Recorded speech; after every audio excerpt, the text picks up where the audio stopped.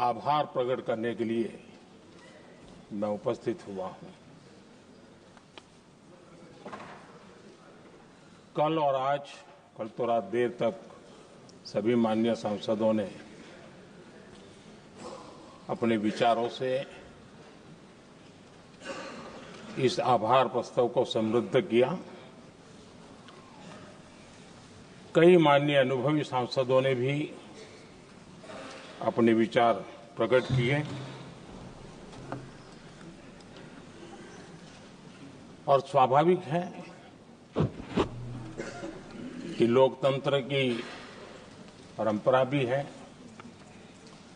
जहां आवश्यकता था वहां प्रशंसा हुई, जहां परेशानी थी वहां कुछ नकारात्मक बातें भी हुई, लेकिन ये बहुत स्वाभाविक है। अध्यक्ष जी, मेरे लिए बहुत बड़ा सौभाग्य है कि देश की जनता ने मुझे 14वीं बार इस जगह पर बैठ करके राष्ट्रपति जी के उद्बोधन को इस जगह पर बैठ करके राष्ट्रपति जी के उद्बोधन को आभार व्यक्त करने के लिए अवसर दिया है। और इसलिए मैं आज जनता जनार्दन का भी बड़े आदर के साथ आभार व्यक्त करना चाहता हूं। और सदन में चर्चा में जिन जिन लोगों ने हिस्सा लिया, चर्चा को समृद्ध किया, उन सब का भी मैं आभार व्यक्त करता हूं। आदरणीय सभापति जी, हम 2025 में हैं। एक प्रकार से 21वीं सदी का 25% हिस्सा बीत चुका है।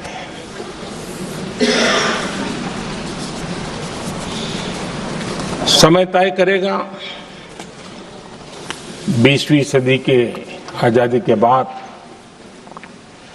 और 21वीं सदी के प्रथम 25 साल में क्या हुआ, कैसा हुआ।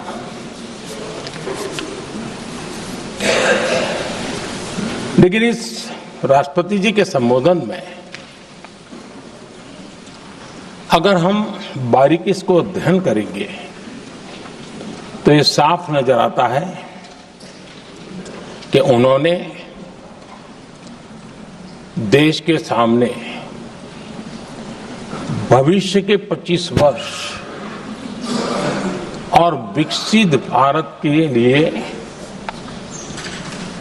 एक नया विश्वास जगाने वाली बात,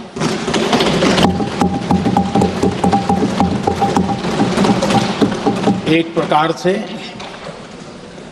आदरणीय राष्ट्रपति जी का ये उद्बोधन विकसित भारत के संकल्प को मजबूती देने वाला है, नया विश्वास पैदा करने वाला है और जन सामान्य को प्रेरित करने वाला है। आदरणीय सभापति जी, सारे अध्ययन बार बार ये कह चुके हैं कि गत 10 वर्ष में देश की जनता ने हमें सेवा करने का मौका दिया। 25 करोड़ देशवासी गरीबी को परास्त करके गरीबी से बाहर निकले।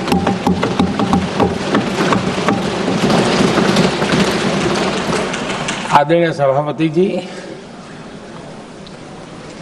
5 दशक तक गरीबी हटाओ के नारे सुने हो और अब 25 करोड़ गरीब गरीबी को परास्त करके बाहर निकले, ऐसे ही नहीं हो।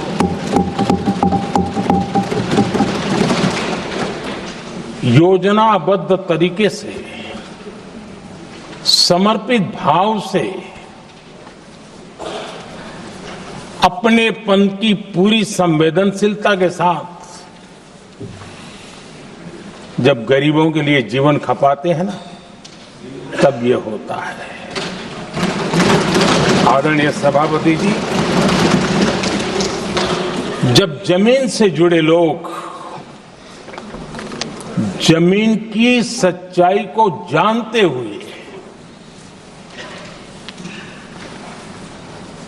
जमीन पर जीवन खपाते हैं, तब जमीन पर बदलाव निश्चित होके रहता है।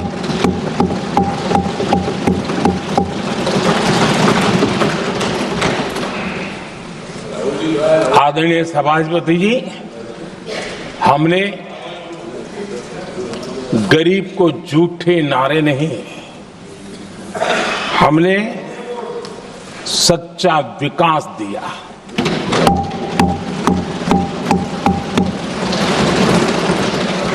गरीब का दुख, सामान्य मानवी की तकलीफ, मिडिल क्लास के सपने ऐसे ही नहीं समझे जाते हैं। आदरणीय सभापति जी, इसके लिए एक जज्बा चाहिए।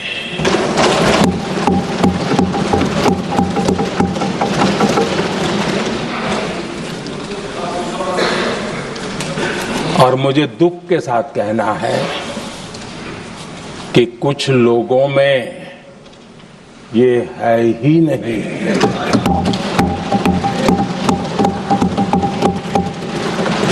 आदरणीय सभापति जी, बारिश के दिनों में कच्ची छत, फुसकी, प्लास्टिक की चादर वाली छत, उससे नीचे जीवन गुजारना कितना मुश्किल होता है। पल पल सपने रौंद दिए जाते हैं, ऐसे पल होते हैं, ये हर कोई नहीं समझ सकता। आदरणीय सभापति जी, अब तक गरीबों को 4 करोड़ घर मिले हैं।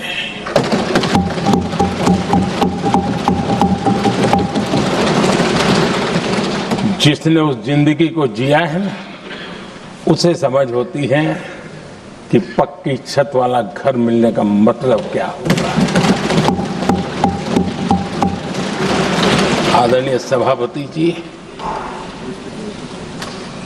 एक महिला जब खुले में शौच जाने के लिए मजबूर हो जाती है,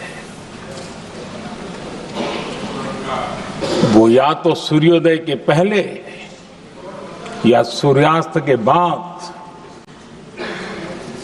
कठिनाइयों के झेलने के बाद इस छोटा सा अपना नित्य कर्म करने के लिए निकल सकती है।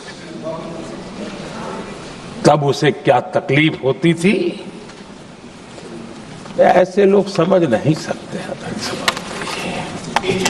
आदरणीय सभापति जी, हमने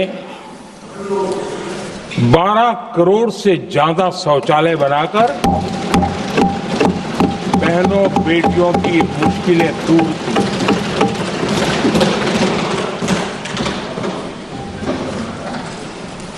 आदरणीय सभापति जी,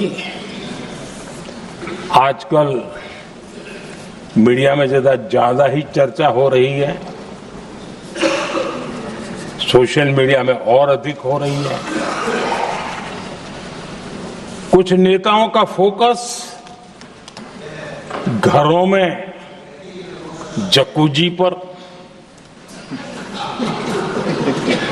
स्टाइलिश शावर्स पर लेकिन हमारा फोकस तो हर घर जल पहुंचाने पर है।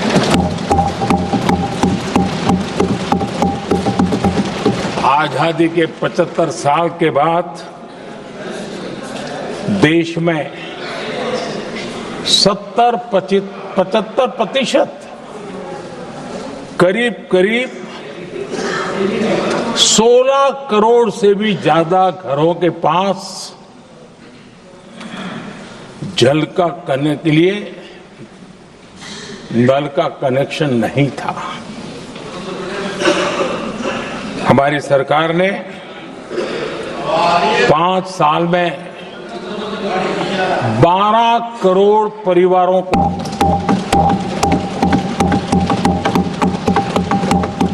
घरों में नल से जल देने का काम किया है और काम तेजी से आगे भी बढ़ रहा है।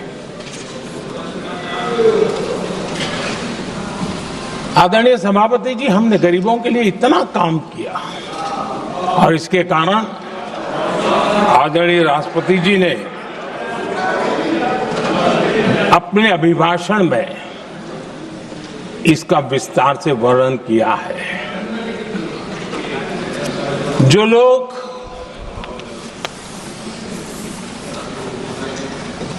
गरीबों की झोपड़ियों में फोटो सेशन कराकर अपना मनोरंजन करते रहते हैं, उन्हें संसद में गरीबों की बात बोरिंग ही लगेगी।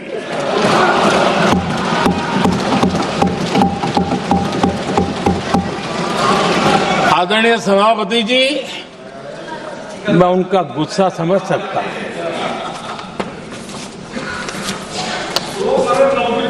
आदरणीय सभापति जी,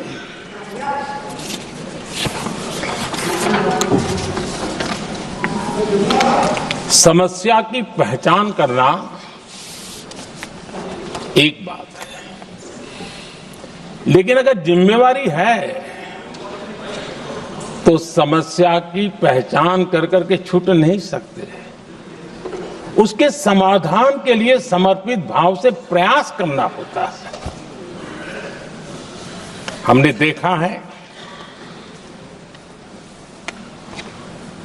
और पिछले 10 साल के हमारे काम को देखा होगा और राष्ट्रपति जी के अभिभाषण में भी देखा होगा। हमारा प्रयास समस्या की समाधान का रहता है और हम समर्पित भाव से प्रयास करते हैं। आदरणीय सभापति जी, हमारे देश में एक प्रधानमंत्री हुआ करते थे।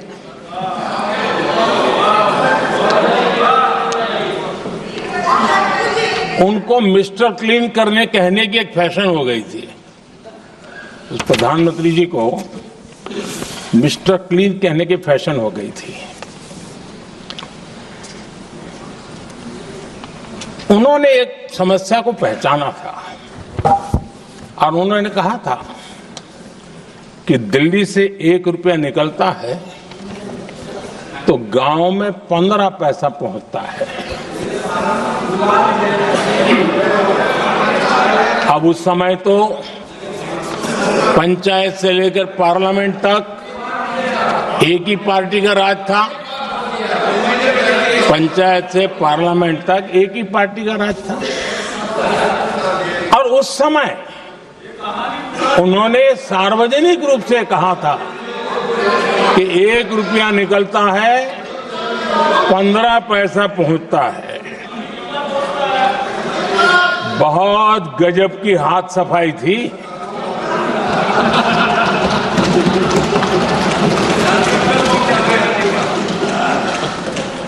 पंद्रह पैसा किसके पास जाता था, ये देश का सामान्य मानवी भी आसानी से समझ सकता है।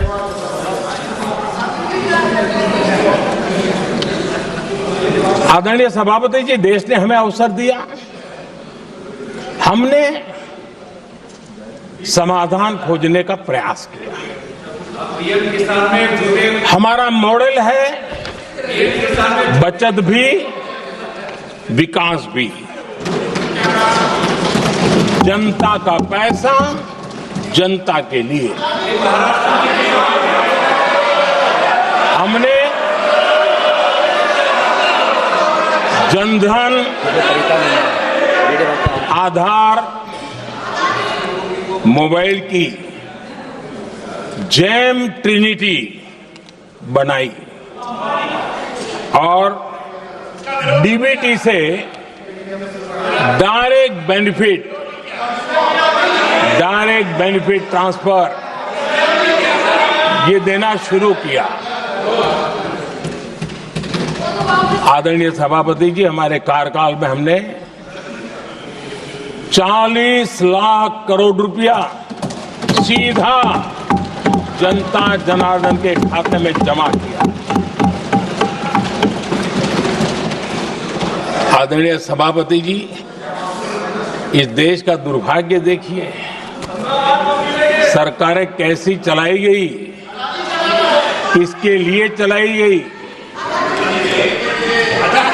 माननीय सदस्य, मैं सबसे आपसे आग्रह कर रहा हूं, आप सदन की गरिमा बनाए रखें। बैठे बैठे कोई माननीय सदस्य टिप्पणी नहीं करे, उचित नहीं है, ये गलत तरीका है आपका। ये सदन की मर्यादा नहीं है आपकी। आप प्रोटेक्ट करना चाहते हो उनको इस तरीके से, गलत तरीका, ये गलत तरीका है। आप बैठे बैठे टिप्पणी करना चाहते हैं।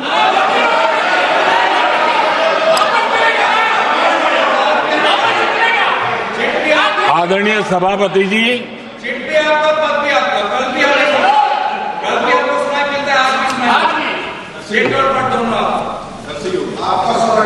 जब ज्यादा बुखार चढ़ जाता है तब लोग कुछ भी बोलते हैं, लेकिन इसके साथ साथ ज्यादा हताशा निराशा फैल जाती है तब भी बहुत कुछ बोलते हैं। आदरणीय सभापति जी, जिनका जन्म नहीं हुआ था, जो भारत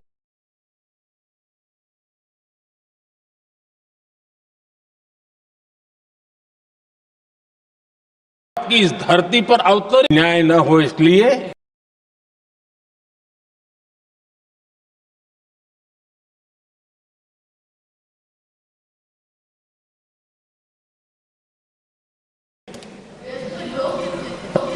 राजनीतिक फायदा नुकसान की परवाह किए बिना हमने इन 10 करोड़ फर्जी नामों को हटाया और असली लाभार्थियों को खोज करके उन तक मदद पहुंचाने का अभियान चलाया।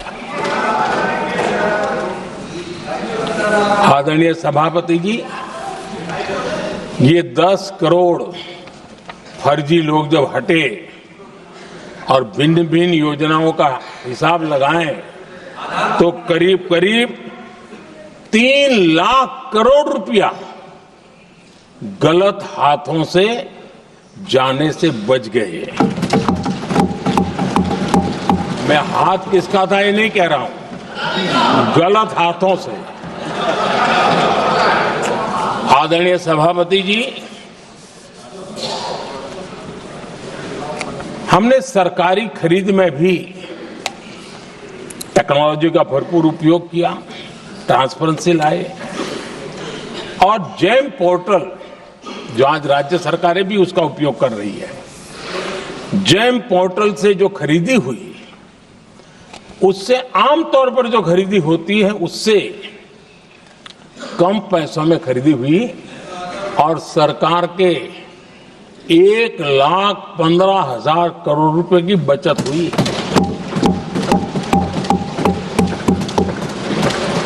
आदरणीय सभापति जी, हमारी स्वच्छता अभियान का बहुत मजाक उड़ाया गया, ऐसा जैसे हमने कोई पाप कर दिया, कोई गलती कर दी।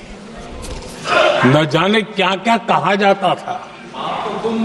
लेकिन आज मुझे संतोष से कहना है, इन सफाई के कारण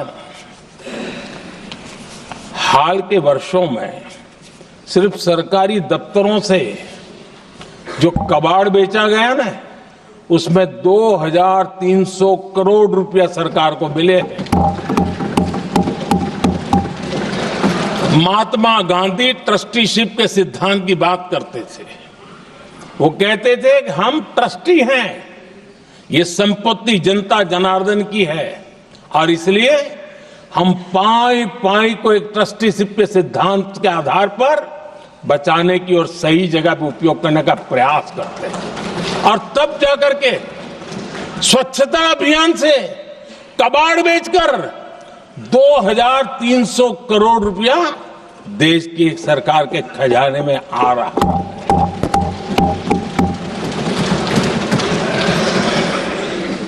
आदरणीय सभापति जी, हमने एक महत्वपूर्ण निर्णय लिया इथेनॉल ब्लेंडिंग का।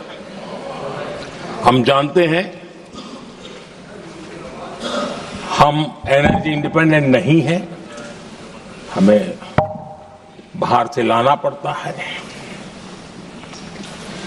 जब इथेनॉल ब्लेंडिंग किया और हमारे पेट्रोल डीजल की आय कम हुई, उस एक निर्णय से 1 लाख करोड़ रुपए का फर्क पड़ा है। और ये पैसे करीब करीब 1 लाख करोड़ रुपया किसानों की जेब में गया है। आदरणीय सभापति जी, मैं बचत की तो बात कर रहा हूं, लेकिन पहले अखबारों की हेडलाइन हुआ करती थी, इतने लाख के घोटाले, इतने लाख के घोटाले, इतने लाख के घोटाले। 10 साल हो गए, ये घोटाले न कर करके, घोटाले न होने से भी देश के लाखों करोड़ रुपए बचे हैं जो जनता जनार्दन की सेवा में लगे हैं।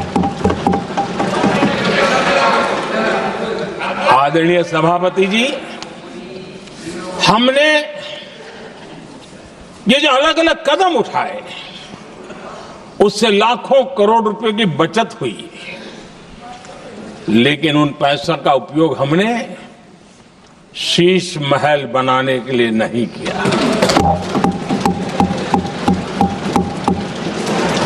इसका उपयोग हमने देश बनाने के लिए किया है।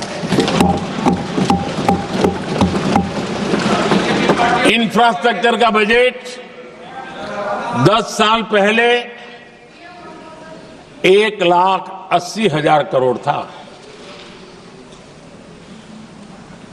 हमारे आने से पहले।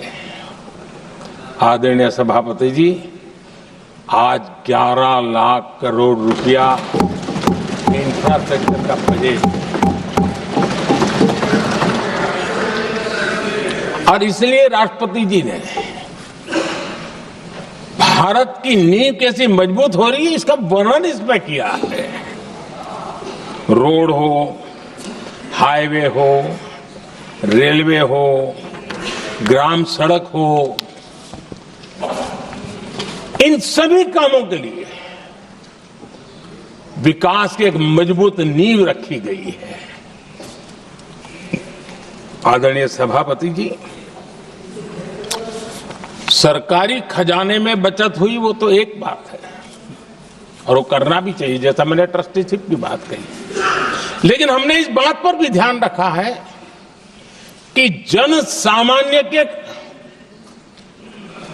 उनको भी बचत का लाभ मिलना चाहिए। योजना ऐसी हो ताकि जनता को भी बचत हो।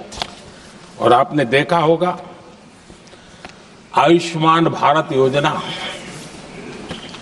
बीमारी के कारण सामान्य मानवी को जो खर्च होता था, अब तक जिन लोगों ने इसका बेनिफिट लिया है, उसी के हिसाब से मैं कहता हूं कि करीब करीब देशवासियों का आयुष्मान योजना का बेनिफिट लेते के कारण जो खर्चा उनको अपने जेब से करना पड़ता, वैसे 1,20,000 करोड़ रुपया जनता जनार्दन के बचे हैं।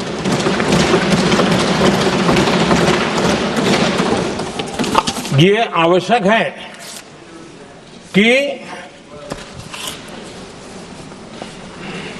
अब जैसे जन औषधि केंद्र, आज मध्यम वर्ग के परिवार में 60-70 साल उम्र के परिवार के स्वजन हो तो स्वाभाविक है कोई न कोई बीमारी आ ही जाती है, दवाई का खर्चा भी होता है, दवाएं महंगी भी होती है। हमने जब से जन औषधि केंद्र खोले हैं जिसमें 80% डिस्काउंट होता है और उसके कारण जिन परिवारों ने इन जन औषधि केंद्रों से दवाइयां ली हैं उनके करीब करीब 30,000 करोड़ रुपए दवाई को खर्चा बचा।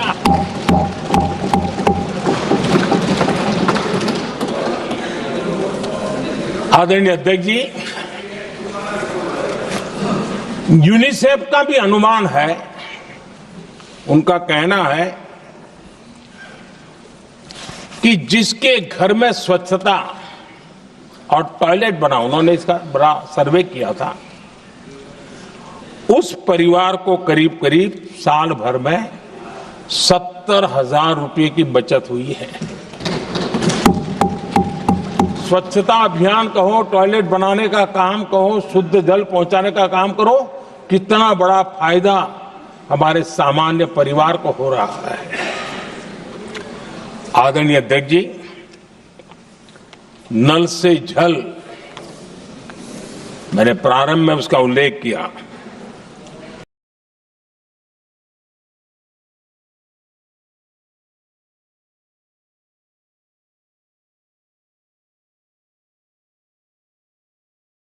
WHO की एक रिपोर्ट आई है। WHO का कहना है कि नल से जल शुद्ध पानी मिलने के कारण उन परिवारों में जो अन्य बीमारियों के खर्चे होते थे, औसत 40,000 रुपया परिवार का बचा है।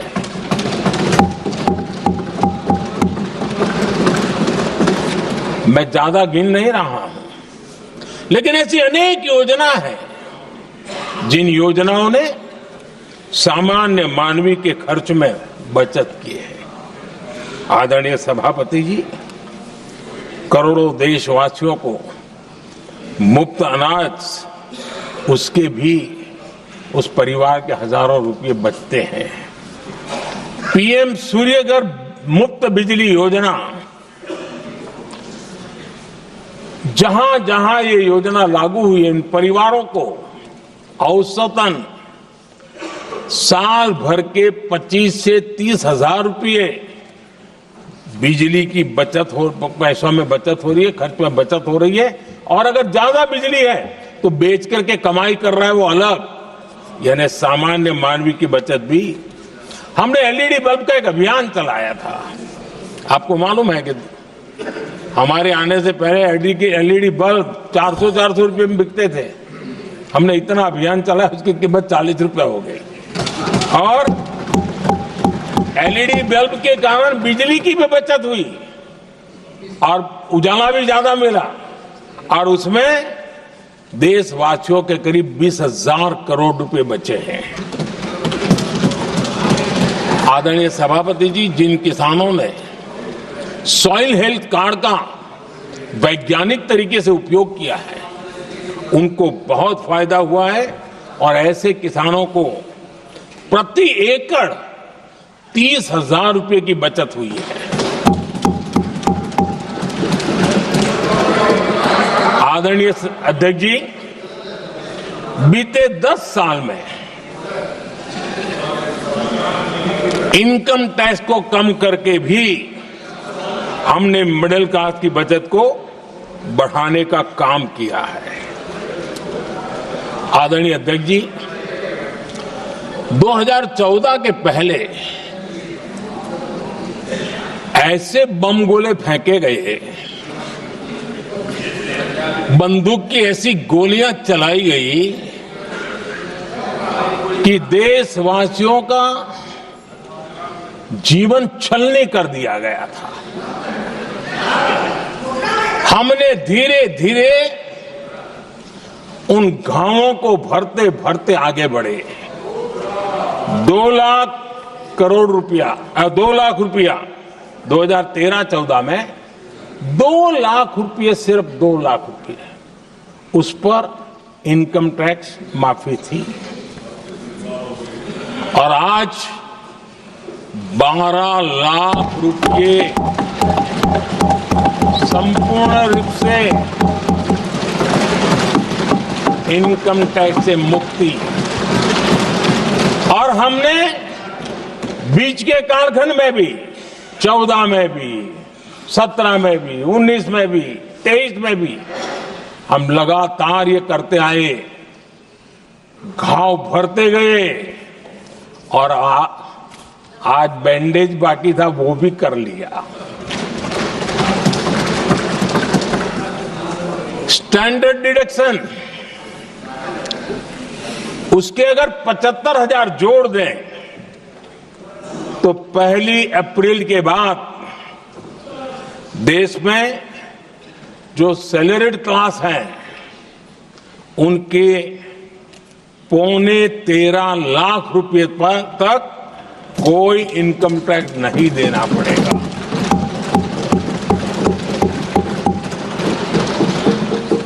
आदरणीय सभापति जी,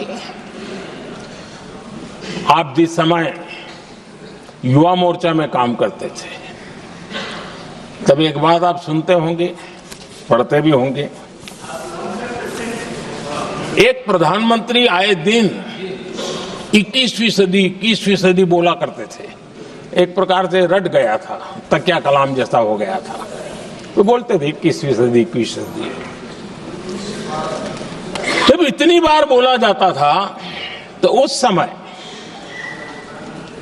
टाइम्स ऑफ इंडिया में आर.के. लक्ष्मण ने एक बड़ा शानदार कार्टून बनाया था। वो कार्टून बड़ा इंटरेस्टिंग था। उस कार्टून में एक हवाई जहाज है, एक पायलट है। अब उन्होंने पायलट क्यों पसंद किया वो तो मुझे मालूम नहीं। कुछ पैसेंजर बैठे थे और हवाई जहाज एक ठेले पे रखा हुआ था और मजदूर ठेले को धक्का मार रहे थे और 21वीं सदी लिखा हुआ था। वो कार्टून उस समय तो मजाक लग रहा था, लेकिन आगे चल करके वो सच सिद्ध हो गया। आदरणीय अध्यक्ष जी, ये कटाक्ष था जमीनी सच्चाई से। तब के प्रधानमंत्री कितने कटे उठे थे और हवाई बातों में लगे हुए थे, इसका वो जीता जागता प्रदर्शन करने वाला कार्टून।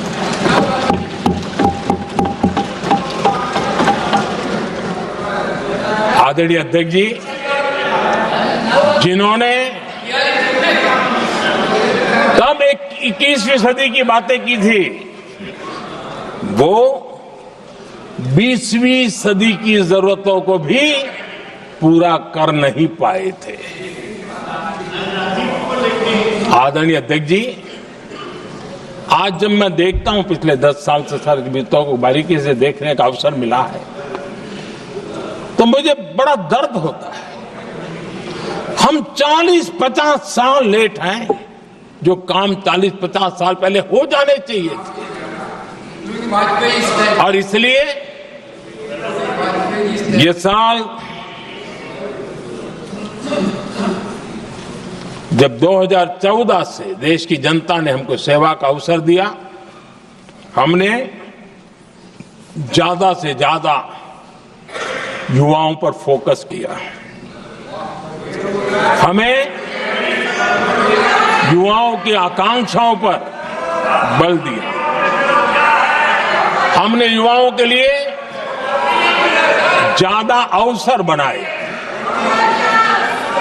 हमने कई क्षेत्रों को खोल दिया और जिसके कारण हम देख रहे हैं देश के युवा अपने सामर्थ्य का परचम लहरा रहे हैं। देश में हमने स्पेस सेक्टर को खोल दिया, डिफेंस सेक्टर को खोला, सेमीकंडक्टर मिशन लेकर के आए, इनोवेशन को बढ़ावा देने के लिए अनेक नई योजनाओं को हमने आकार दिया, स्टार्टअप इंडिया इकोसिस्टम पूरा डेवलप किया और इस बजट में भी आदरणीय अध्यक्ष जी एक बहुत महत्वपूर्ण निर्णय हुआ है। 12 लाख की आय पर इनकम टैक्स की माफी, ये समाचार इतना बड़ा बन गया कि बहुत सी महत्वपूर्ण चीजों पर अभी भी कुछ लोगों का ध्यान नहीं गया है। वो महत्वपूर्ण निर्णय हुआ है, हमने न्यूक्लियर एनर्जी सेक्टर को ओपन कर दिया और इसके दूरगामी सकारात्मक प्रभाव और परिणाम देश को देखने के लिए मिलने वाले हैं। आदरणीय अध्यक्ष जी, AI, 3D printing, robotics, virtual reality की चर्चा हम तो गेमिंग का भी महात्मा क्या होता है इसके लिए भी प्रयास करने वाले लोगों में से। मैंने देश के नौजवानों से कहा है कि दुनिया का गेमिंग क्रिएशन का, क्रिएटिविटी वर्ल्ड का कैपिटल भारत क्यों न बने। और मैं देख रहा हूं बहुत तेजी से हमारे लोग काम कर रहे हैं।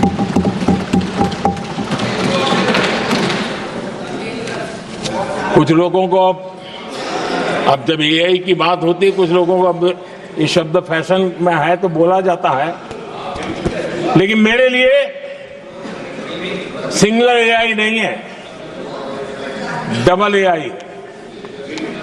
भारत की डबल ताकत है। एक एआई आर्टिफिशियल इंटेलिजेंस, दूसरा एआई एस्पिरेशनल इंडिया।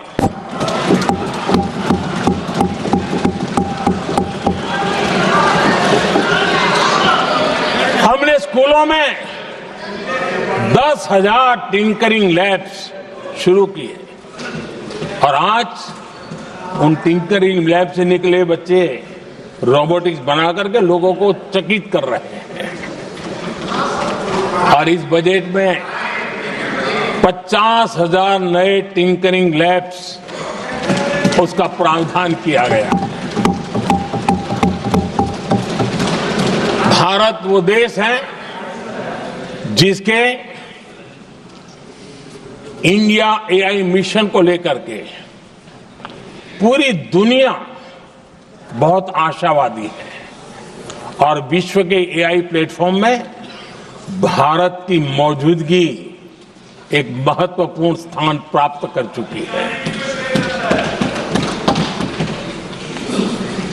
आदरणीय अध्यक्ष जी, इस साल बजट में हमने डीप टेक के डोमेन को में इन्वेस्टमेंट की बात की है और डीप टेक मैं समझता हूं हमारे लिए तेज गति से आगे बढ़ने के लिए और 21वीं सदी पूरी तरह टेक्नोलॉजी ड्रिवन सेंचुरी है। ऐसे में हमारे लिए आवश्यक है कि भारत डीप टेक के क्षेत्र में बहुत तेजी से आगे बढ़े। आदरणीय अध्यक्ष जी, हम लगातार युवा भविष्य को ध्यान में रखते हुए काम कर रहे हैं, लेकिन कुछ दल हैं जो लगातार युवाओं के साथ धोखा कर रहे हैं, उन्हें धोखा दे रहे हैं। ये दल चुनाव के दरमियान ये भत्ता देंगे, वो भत्ता देंगे, वादा तो करते हैं लेकिन पूरा नहीं करते हैं। ये दल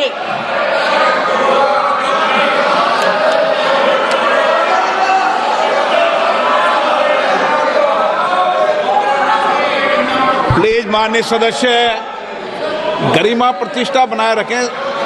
भारत की संसद में आप प्लीज बैठे बैठे टिप्पणी नहीं करें और नए माननीय सदस्य बैठे बैठे टिप्पणी कर रहे हैं। आदरणीय अध्यक्ष जी, ये दल युवाओं के भविष्य पर आपदा बनकर गिरे हुए हैं।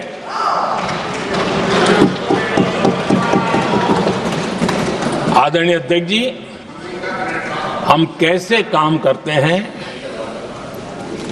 ये हरियाणा में अभी अभी देश ने देखा है। बिना खर्ची, बिना पर्ची नौकरी देने का वादा किया था। सरकार बनते ही नौकरी मिल गई नौजवानों को। हम जो कहते हैं उसी का परिणाम है। आदरणीय अध्यक्ष जी, हरियाणा में तीसरी बार भव्य विजय और हरियाणा में के इतिहास में तीसरी बार विजय, ये अपने आप में ऐतिहासिक घटना है। आदरणीय अध्यक्ष जी, महाराष्ट्र में भी ऐतिहासिक परिणाम, जनता जनार्दन के आशीर्वाद। महाराष्ट्र के इतिहास में सत्ता पक्ष के पास इतनी सीटें पहली बार, ये जनता जनार्दन के आशीर्वाद से हम करके आए हैं।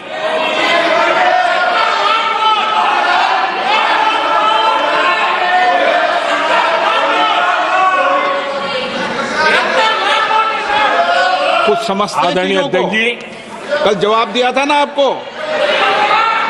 चलिए। आदरणीय राष्ट्रपति जी ने अपने अभिभाषण में हमारे संविधान के 75 वर्ष होने पर भी विस्तार से चर्चा की है। आदरणीय अध्यक्ष जी, संविधान में जो धाराएं हैं उसके साथ साथ संविधान का एक स्पिरिट भी है और संविधान को मजबूती देने के लिए